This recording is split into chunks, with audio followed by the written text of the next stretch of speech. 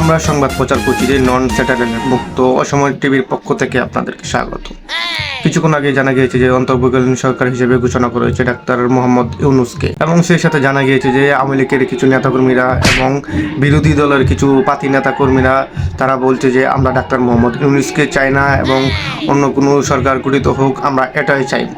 সেক্ষেত্রে বিএনপি বা জামাত তারা সকলে মিলে তাদেরকে খেতে নিয়ে পেছন মারা দেওয়া হয়েছে এবং তাদেরকে মৃত্যুবরণ করা হয়েছে।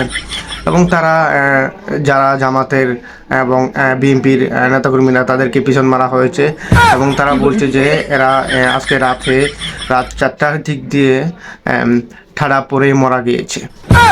এবং আমরা এই সরকার চাই এবং ডাক্তার মোহাম্মদ ইউনূস তিনি ভালো একজন মানুষ, ভালো কিছু করবেন, কিন্তু বিএনপিদের যারা নেতাকর্মীরা আছেন তারা তাকে সমর্থন করছেন এবং যারা আওয়ামী লীগের পাতি নেতাকর্মীরা আছেন ছোটোখাটো বিষয় নিয়ে যারা তোলপাড় সৃষ্টি করেছে, যারা অন্যায় অত্যাচার করেছে, তারা বলছেন যে আমরা ডাক্তার মোহাম্মদ ইউনূসকে চাই না, আমরা অন্য একটা সরকার গঠিত হোক এটাই আমরা চাই।